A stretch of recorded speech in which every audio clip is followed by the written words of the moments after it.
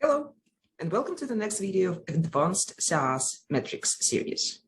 Today, we're going to be talking about not really obvious marketing and sales metrics in SaaS industry, but the ones that are extremely important for one thing: marketing and sales effort alignment.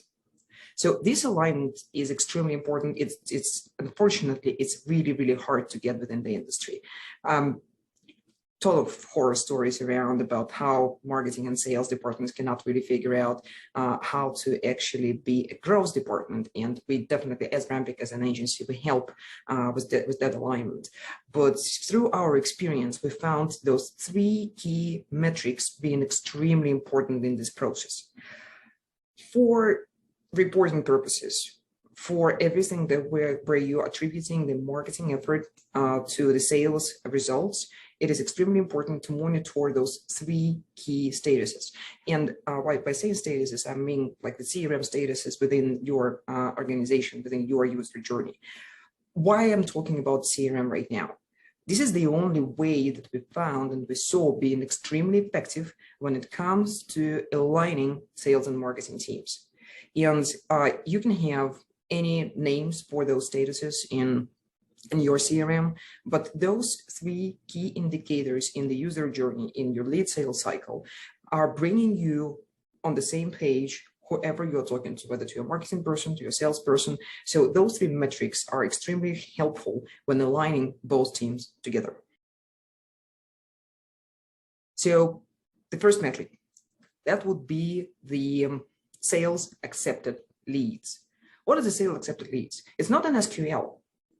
Typically, this is the lead where the salesperson is saying, yeah, I wanna try my luck here. I want to work with this company. I want to talk to that prospect. And the sales accepted lead is basically the borderline between your marketing effort and sales effort. This is where salespeople are saying, hey, marketing, thank you. I want to talk to that person. I want to talk to that prospect. I am engaged with that particular prospect, and let me try it out.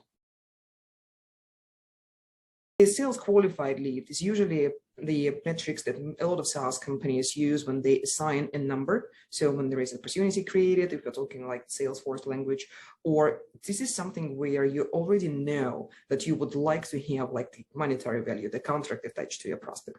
Sales accepted lead is the first and the strongest signal that your marketing team can get ASAP. We know that sales cycle is a little bit tricky for SaaS companies. It can be extremely long. So for marketing to sit and wait up until the lead becomes like a sales qualified or something else happens within the funnel, the sales accepted lead can be used as a really strong signal to optimize the budget spend, manage the campaigns, and do more things, more activities that bring more sales accepted leads. That's why it's extremely important to kind of track it in the middle of the funnel, get the sales accepted leads, the signals from the sales team as soon as you can and as early as you can in your sales cycle, and loop it back towards your campaign's performance. The second metrics is the not a fit lead. And you can have like any name within your CRM system, but basically not a fit lead. It's something that salespeople rejected after talking to a prospect. It can be no budget.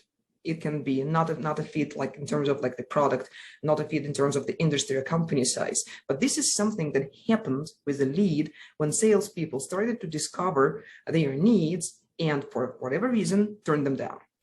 So this is a really strong signal for marketing campaigns and budgets optimization, because it gives you the specific reason, the specific factor that prevented that lead from converting, that actually prevented the salespeople from making that lead a contract.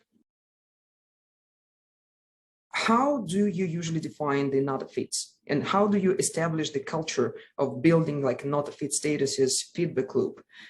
Technically, what you need to do here is you need to sit down with your salespeople and define the specific action that you determine as a not a fit. And we saw the most effective thing happened when we aligned the commenting or like the reasons structure within the CRMs that we worked with our SaaS companies and clients, where that feedback loop was almost instant. So we helped the marketing team with the campaigns and with all like the paid ads optimization. And the moment we built like a not-a-feed feedback loop, we started to get really specific reasons on which campaigns, which keywords, what kind of content. So all the marketing activity, what produces those not-a-fits and why. This is extremely powerful. It's not that hard to be incorporated into your current sales cycle in your marketing and sales teams alignment, but we saw it extremely helpful, absolutely useful for all the marketing and budgets decision-making process. The third metric that I'm talking about today is the re-engaged leads. For SaaS companies, the sales cycle can be crazy long, and sometimes you have the old lead being created like back in 2019, and suddenly in 2022, they start talking to you again. So we found it really useful to have a culture of capturing those leads and attributing them to either sales or marketing effort.